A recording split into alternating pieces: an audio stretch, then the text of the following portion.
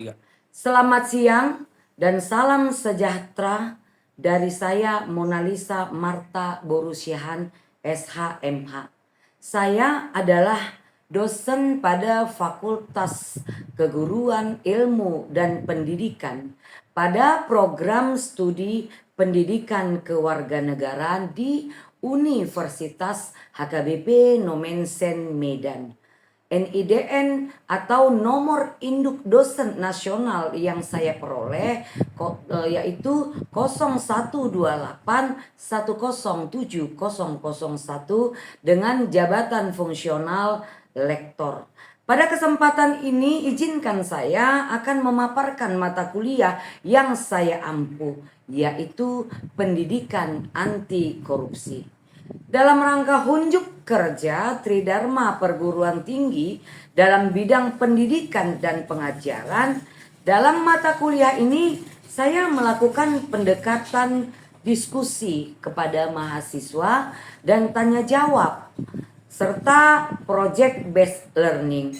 Diskusi yang saya gunakan adalah untuk membangun antara dosen dan siswa. Begitu juga dengan model pembelajaran tanya jawab yang saya lakukan dengan menggunakan project based learning, yang artinya pembelajaran berbasis project. Mata kuliah yang saya ampuh adalah pendidikan anti korupsi dengan mata kuliah kodenya 122220 dengan bobot 2 SKS.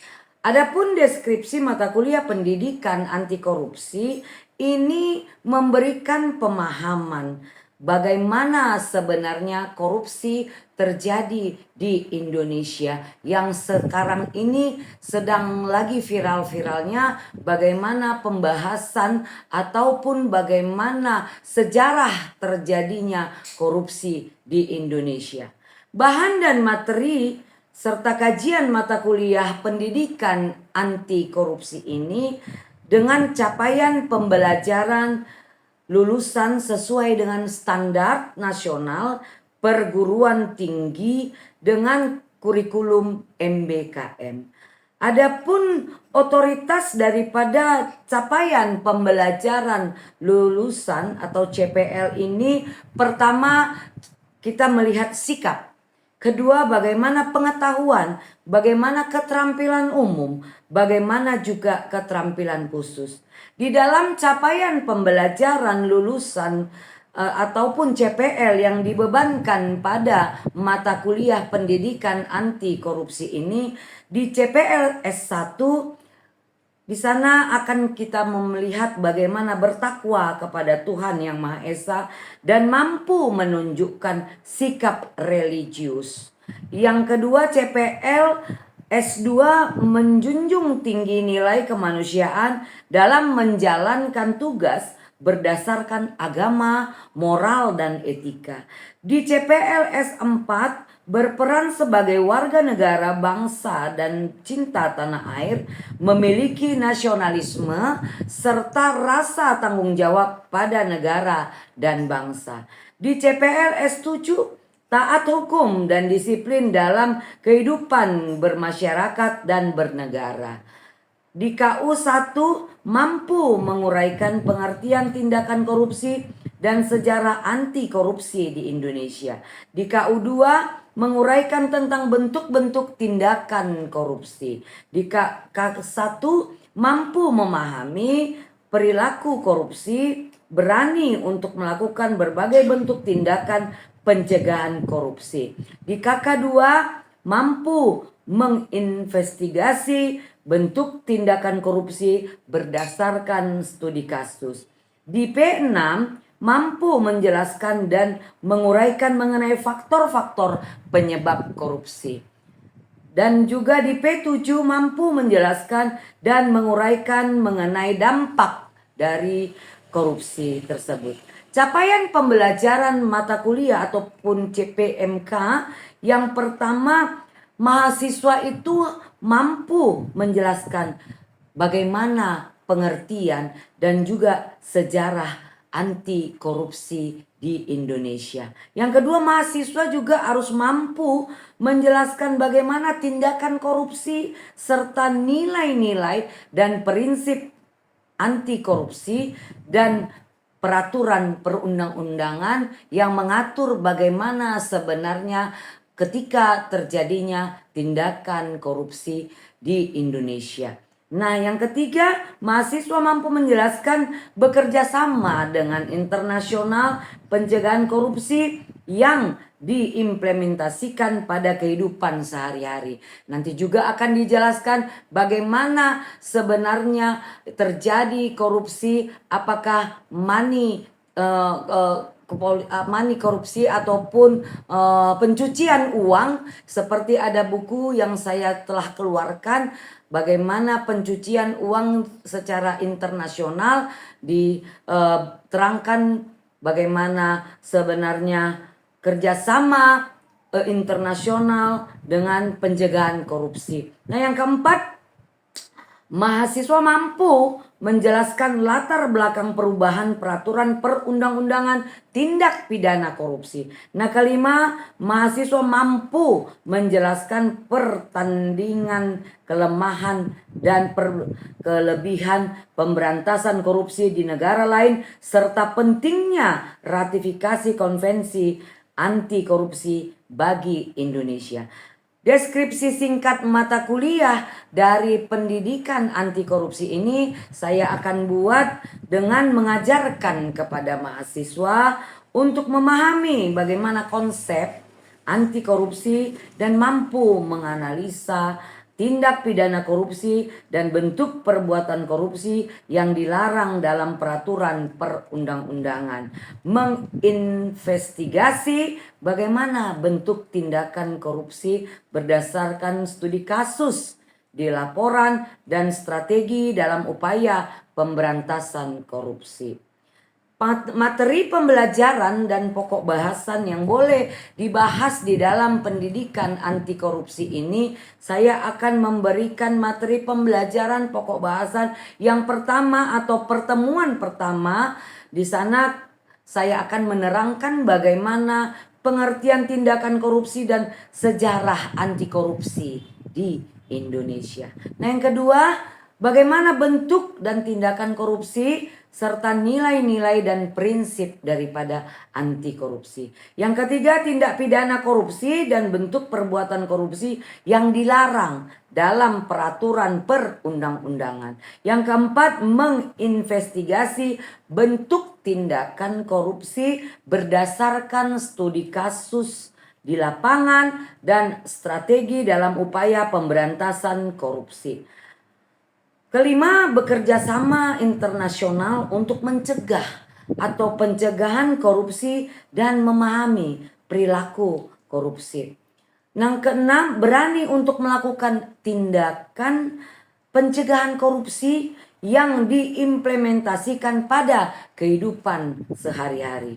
Yang ketujuh, latar belakang perubahan peraturan perundang-undangan tindak pidana korupsi, perbuatan korupsi yang dilarang. Yang ke-8, membandingkan bagaimana kelemahan dan kelebihan pemberantasan korupsi di negara lain serta pentingnya ratifikasi konvensi anti korupsi bagi Indonesia. Yang ke-9, isu-isu bagaimana pentingnya peranan perundang-undangan serta memahami sistem, tujuan dan strategi reformasi birokrasi di Indonesia. Menginvestigasi bentuk tindakan korupsi berdasarkan studi kasus di lapangan. Adapun bobot penilaian yang saya perbuat di dalam pendidikan anti korupsi ini yaitu pertama, ujian tulis. Ujian tulis ini saya lakukan setelah ujian tengah semester dan juga ujian akhir semester. Dengan bobot penilaian ujian tulis saya berikan 65% dan juga penugasan dari 35%. Pustaka yang utama yang saya perbuat atau saya ambil Pertama, pendidikan anti korupsi untuk perguruan tinggi Kementerian Pendidikan dan Kebudayaan Republik Indonesia, Direktorat Jenderal Pendidikan Tinggi tahun 2011. Nah, yang kedua, sebagai bahan pustaka, saya membuat Undang-Undang Republik Indonesia nomor 20 tahun 2011 tentang bagaimana perubahan atas Undang-Undang Republik Indonesia nomor 31 tahun 1999 tentang pemberantasan tindak pidana korupsi. Yang ketiga, Undang-Undang Republik Indonesia nomor 31 tahun 1999 tentang pemberantasan tindak pidana korupsi. Yang keempat, Undang-Undang Republik Indonesia nomor 30 tahun 2022 tentang Komisi Pemberantasan Korupsi. Adapun sebagai bahan pustaka pendukung yang utama, pertama saya mengambil Undang-Undang Republik Indonesia nomor 20 tahun 2003 tentang bagaimana sistem pendidikan nasional. Yang kedua, bagaimana peraturan pemerintah Republik Indonesia nomor 71 tahun 2000 tentang tata pelaksana peran serta masyarakat dan pemberian penghargaan dalam pencegahan dan pemberantasan tindak pidana korupsi. Adapun media pembelajaran yang saya gunakan di dalam pendidikan anti korupsi yaitu dengan menggunakan perangkat lunak seperti Learning Management System atau LMS Universitas HKBP Nomensen. Nah, kedua yang saya gunakan adalah platform pembelajaran secara online, baik itu secara Zoom meeting, baik itu secara Google Meet ataupun WhatsApp. Nah, yang ketiga saya juga menggunakan perangkat lunak dengan menggunakan video pembelajaran. Saya juga menggunakan media pembelajaran perangkat keras yaitu pertama LCD dan widescreen. Nah, yang kedua whiteboard dan perangkat penunjang. Tim teaching dalam hal ini saya tidak ditemani oleh orang lain dan saya dosen tunggal di Universitas HKBP Nomensen. Dan mata kuliah syarat yang saya gunakan ketika proses kegiatan belajar mengajar, saya menggunakan pertemuan-pertemuan baik itu di minggu pertama dengan CPMK mengampu menguraikan pengertian tindakan korupsi dan bagaimana indikatornya, kejelasan bagaimana pengertian daripada korupsi dan bagaimana kriteria dan bentuk daripada penilaian dari pemberian informasi baik itu diskusi. Nah, bentuk pembelajaran, metode pembelajaran atau alokasi waktu saya juga menggunakan kadang secara luring dan secara daring. Secara daring saya menggunakan metode cooperative learning dan juga saya menggunakan refleksi pembelajaran. Bahan kajian yang boleh saya lakukan sesuai dengan pertemuan pertama dan pertemuan berikutnya, yakni sesuai dengan rancangan atau modul yang sudah saya persiapkan sesuai dengan kriteria yang diberikan kepada saya. Begitu juga di minggu yang kedua sampai minggu berikutnya dan sampai minggu pertemuan ketujuh saya akan mengadakan ujian tengah semester. Tetapi di pertemuan pertama sampai pertemuan ketujuh saya terus melakukan diskusi atau bus learning ataupun tanya jawab kepada mahasiswa yang saya ampu ataupun mahasiswa yang sedang saya didik di mata kuliah pendidikan anti korupsi ini. Adapun kriteria ataupun pertemuan-pertemuan yang kami gunakan yaitu sebanyak 14 kali pertemuan. di ke-14 kali pertemuan kami akan melakukan ujian akhir semester. Nah, pendidikan anti korupsi ini mempunyai subcapaian pembelajaran agar meningkatkan kesadaran diri sebagai warga negara Republik Indonesia. Saya juga melakukan metode pengerjaan tugas, baik itu secara observasi, wawancara. Begitu juga bentuk dan format daripada luarannya. Saya juga kadang memberikan film pendek yang menggambarkan bagaimana kejadian ataupun terjadinya indikasi daripada korupsi dan gratifikasi. Indikator daripada kriteria dan bobot penilaian yang boleh saya tuangkan di dalam video ini. Ketepatan kasus yang dipilih itu 40%. Kemudian akurasi dan kelengkapan data 20%. Kemudian kerjasama 15%. Dan kemudian kualitas prestasi visual 15%. Kemudian pemahaman kasus 10%. Itulah jadwal pelaksanaan yang boleh kami sampaikan. Terima kasih. Ini video deskripsi pembelajaran saya dalam mata kuliah pendidikan anti korupsi, dan saya akan mempraktekkan ataupun kita akan melihat bagaimana pengajaran dan tanya jawab yang kami lakukan ketika kami sedang belajar ataupun ketika kami sedang melaksanakan perkuliahan pendidikan anti korupsi.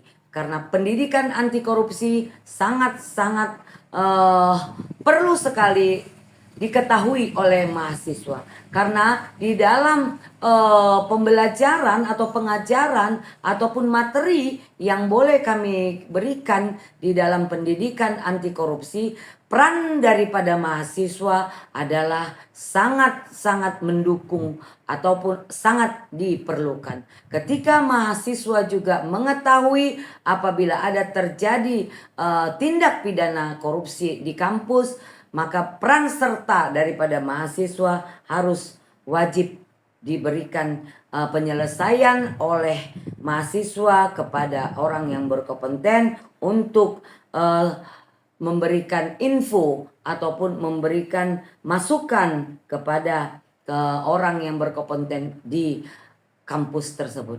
Demikianlah video deskripsi daripada mata kuliah pendidikan anti korupsi ini saya perbuat. Kiranya kita dapat mengerti, memahami, dan juga saya memohon maaf kalau ada salah kata ataupun ucapan yang tidak berkenan kepada kita pendengar. Saya mohon maaf dan saya haturkan terima kasih. Salam sejahtera bagi kita semua, dan kiranya semua apa yang kita inginkan, apa yang kita citakan dapat wujud nyata. Dan salam dari saya, Prodeo et Patria. Tuhan memberkati. Shalom, selamat siang buat kita semuanya. Sebelum kita mempelajari apa itu pengertian daripada pendidikan anti korupsi, kami mau minta dulu kita doa yang dibawakan oleh anak kami agar perkuliahan kita berjalan dengan baik dan sempurna, dan harus diawali dengan doa. Kami minta anak kami untuk membawakan doa untuk mata kuliah pendidikan anti korupsi. Kami persilakan. Sebelum kita mulai perkuliahan kita, ada baiknya kita berdoa. Kita berdoa. Bapa yang baik, Bapa yang berkata hati di dalam kerjaan surga, kami mengucap syukur pada Tuhan, di mana pada saat hari ini Tuhan, Kau masih memberikan kami kesehatan Tuhan, dan sukacita hingga kami bisa berkumpul di tempat ini dalam keadaan sehat Tuhan. Tuhan Yesus yang baik, sebentar lagi kami memulai perkuliahan kami Tuhan. Kiranya Engkau memberkati perkuliahan kami Tuhan, agar berjalan dengan lancar Tuhan, dan nantinya bisa masuk ke dalam hati dan pikiran kami Tuhan, agar menjadi bekal bagi kami untuk masa depan kami Tuhan. Tuhan Yesus yang baik, berkati juga keluarga kami dimanapun mereka berada Tuhan, dan juga dosa-dosa kami Tuhan, kiranya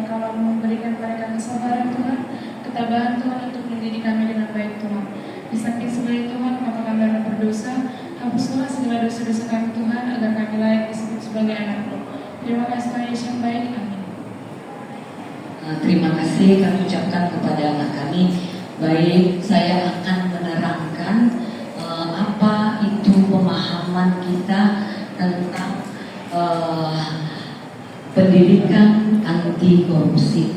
Sebenarnya pembelajaran ataupun pengertian daripada pendidikan anti korupsi ini sudah sering kita dengar, bahkan sudah terbiasa kita mendengar apa itu korupsi, apa itu orang yang mengambil yang bukan haknya, itu adalah termasuk daripada korupsi. Saat ini boleh saya mau menerangkan bagaimana sebenarnya sejarah ataupun tujuan ataupun materi ataupun bagaimana konsep daripada pendidikan anti korupsi.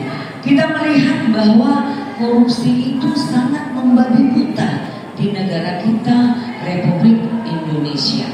Negara Republik Indonesia adalah negara yang cukup luar biasa kaya. Setuju kan?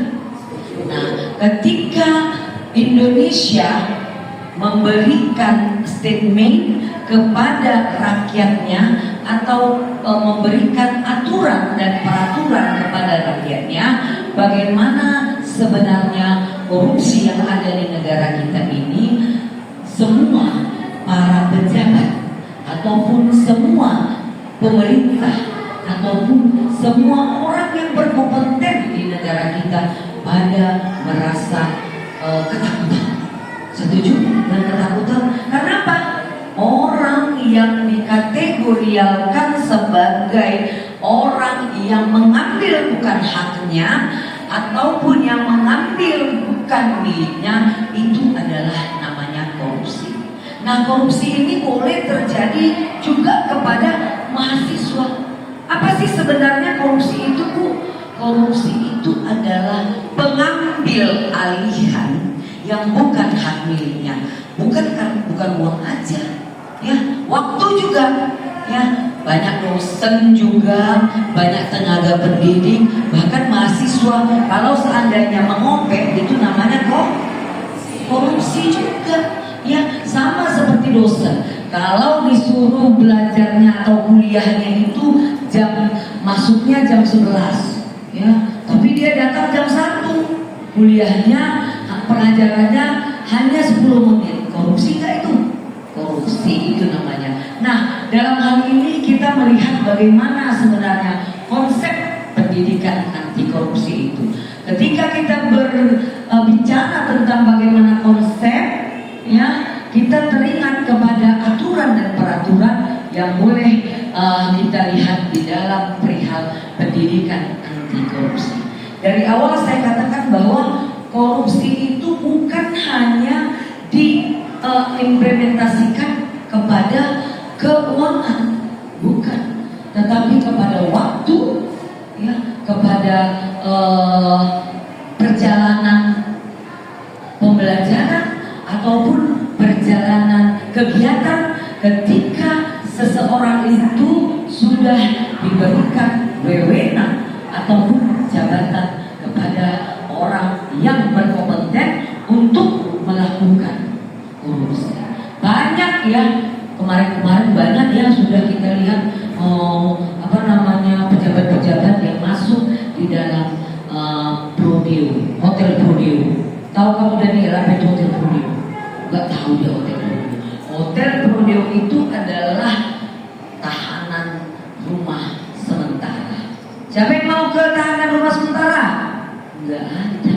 Karena itu, nah, mahasiswa juga dalam hal ini boleh kita melihat bahwa mahasiswa sangat memberikan dukungan kepada orang-orang yang ingin diselesaikan permasalahannya dalam hal prioritas korupsi tadi. Bagaimana? Mahasiswa harus berperan aktif. Ketika Daniel tahu ada dosen yang korupsi, menjual buku korupsi kan dengan harga yang mahal dan juga dengan pemaksaan, dipaksa si Sinar. Kalau Sinar harus beli buku ini buku karangan saya. Bukunya harga 50.000 tapi dijual 150.000. Korupsi kan? Korupsi. Jadi banyak pemahaman, banyak konteks yang boleh kita lihat terjadi pengertian atau pemahaman daripada korupsi. Tukang beca ataupun tukang bakso Gojek juga bisa dikatakan korupsi ketika dia memang diberikan prioritas untuk korupsi. Gimana caranya? Ya seperti tukang beca. Nggak logika kalau seandainya dari Universitas HKBP Nomensen ke Kentucky Fried Chicken dengan bayar beca 35.000. Siapa yang mau? Korupsi dia kan? Aduh, kenapa ya Bapak itu terlalu tinggi kali? Ya, nggak usah begitu banget. Karena dia tahu dosen Nomensen, dia pergi ke Kentucky bayarannya 35.000 rupiah. Nah begitu juga mahasiswa, saya katakan tadi, mahasiswa bisa juga semua kita, ya semua kita bisa diprioritaskan ataupun semua punya kapasitas untuk korupsi. Si Sinar juga bisa punya kapasitas, Sinario juga mau punya kapasitas. Silakan. Sekarang apa maknanya? Maknanya bahwa beranikah kita melakukan itu? Masalah kepercayaan. Sejarah terjadinya korupsi karena memang kepentingan atau kebutuhan. Kalau kita nggak besar masa dari dia, nggak perlu lah kita untuk korupsi. Ya kan Daniel? Misalnya harga buku tadi, ya dibilang harga bukunya hanya 50.000, tapi kita melapor ke kampung harganya 150.000 rupiah. Korupsi kan? Korupsi kan? Nah itu semua orang berpeluang untuk melakukan korupsi. Ketika dia tidak percaya ataupun ketika imannya lemah, ya itulah sejarah terjadinya korupsi tadi. Pendidikan anti korupsi ini diberlakukan ataupun ada sejak terjadinya banyak, ya, sejak terjadinya banyak pejabat-pejabat yang melakukan penyelewengan keuangan daripada negara kita ini. Nah, sejarahnya apa? Kebutuhan. Ketika seorang pejabat dia ingin mau mempunyai mobil Mini Cooper, tahu Mini Cooper ya, harganya 2,3 M, padahal kecil, tetapi dia tidak punya kemampuan sebenarnya untuk memiliki itu Mini Cooper, tapi karena kebutuhannya dilihatnya si Daniel sudah punya Alphard, ya, gak mau si Daniel hanya punya sepeda motor, kredit pula, ya kan? Kredit pula. Nah ini sejarahnya, inilah sejarah yang membuat bahwa seseorang itu melakukan pidana dan melakukan korupsi karena memang dia membutuhkan. Sama halnya banyak yang terjadi di wilayah kita ini di Sumatera Utara. Kalau dulu biasanya ya yang membuat seseorang itu atau pejabat itu melakukan korupsi adalah keluarga. Setuju kan? Misalnya apa? Tas-tas branded. Tas-tas branded adalah salah satu faktor yang membuat seseorang itu ingin memiliki yang tidak tergapainya. Caranya gimana? Caranya dia menyuruh suaminya atau papanya untuk korupsi. Itu yang boleh terjadi. Banyak hal ataupun banyak yang terjadi, kejadian-kejadian yang terjadi kepada pihak-pihak yang berkompeten di dalam negara kita ini, dia adalah faktor pendukungnya adalah keluarga. Nah, itu secara garis besar pengaruh ataupun sejarah terjadinya korupsi yang ada di negara ini. Sampai sini ada yang mau bertanya? Coba yang mau bertanya siapa? Oh, saya kasih 3 ya. Ke depan Daniel, Nardo, dan juga Sinar. Kami persilakan nak. Itu tadi kita secara garis besar apa itu sejarah dan apa bagaimana kapasitas daripada korupsi tadi. Kami persilakan dibilang namanya nak ya, nimnya bila perlu. Sebelumnya, perkenalkan nama saya Daniel Panjaitan dengan NPM 231300036. Yang menjadi pertanyaan saya, mengapa korupsi dapat terjadi di negara Indonesia ini? Oke, baik, saya jawab aja ya. Terus ya, saya jawab dengan langsung secara direct. Tadi pertanyaan Daniel, mengapa terjadi banyak korupsi di negara kita Indonesia ini? Jelas, negara Indonesia adalah negara yang kaya, negara yang banyak memberikan keuntungan, benefit kepada rakyatnya. Kenapa? Karena ada peluang ataupun kesempatan untuk melakukan korupsi. Itu yang tadi saya terangkan dari awal. Kenapa bisa pejabat tinggi negara, pejabat tinggi daerah, apa itu gubernur, apa itu presiden, kita belum pernah ya terkait dengan tindak pidana korupsi. Tapi pernah dengar nggak kalian Gayus Tambunan? Pernah ya? Ada warga Tambunan sini? Gayus Tambunan adalah salah seorang aktor intelektual dalam pajak yang melakukan korupsi yang dimotori oleh pemerintah ataupun yang dimotori oleh pejabat yang ada di sini. Kenapa? Tadi kata Daniel, karena banyaknya peluang, ya, karena banyaknya kesempatan yang diberikan negara kita kepada personil ataupun kepada pemerintah. Contohnya apa? Kalau dulu tidak ada, ya, atau sekarang tidak boleh memberikan suap. Tahu suap kan? Suap itu adalah salah satu cara orang untuk memberikan uang kepada seseorang yang dalam hal ini untuk kepentingan diri sendiri, pencapaian jabatan banyak, tapi secara diam-diam, tidak terbuka. Nah, itulah jawabannya. Karena adanya kesempatan, karena adanya peluang, dan karena memang negara kita mempunyai peluang yang begitu untuk orang yang tidak berbuat baik. Apa itu dari korupsi? Karena dia punya peluang. Udah bisa kamu pahamkan Daniel ya? Oke, baik. Tadi yang kedua siapa? Perempuan dulu. Oke, si Sinar, silakan nak, Sinar. Jadi baik, perkenalkan nama saya Sinar Sihotang dengan NPM 233110018. Izin bertanya kepada Ibu, dapatkah biaya korupsi tersebut dapat diukur? terima kasih kami ucapkan kepada anak kami Sinar. Dapatkah nilai ya diukur? Ketika kita mengukur untuk korupsi itu nggak bisa kita mengukurnya. 1.000 perak itu namanya 1.000 perak. Tahu 1.000 perak ya? Kita korupsi dari negara kita udah termasuk orang yang melakukan tindak pidana korupsi.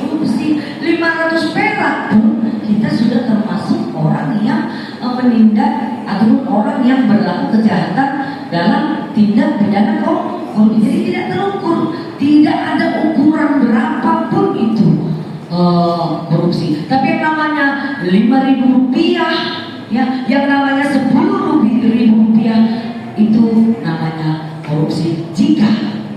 Jika dilihat ada temuan, ya, kalau nggak ada temuan ya nggak namanya korupsi. Ya, itu makanya ketika dia mempunyai permasalahan mau 1.000 perak, mau 100.000 rupiah atau berapapun itu, sama hukumnya di negara kita, sama hukumnya di aturan dan peraturan ataupun undang-undang tindak pidana korupsi tadi. Ya, berapapun itu yang namanya korupsi ataupun pengambilan hak, ya, pengambilan hak namanya kan, yang tidak dia punya, yang bukan miliknya, itu merupakan salah satu tindak pidana korupsi. Sudah, Sinar? Oke, ada lagi yang mau bertanya? Oke, Sunario. Oke, Nario atau Sunario? Silakan. Oke.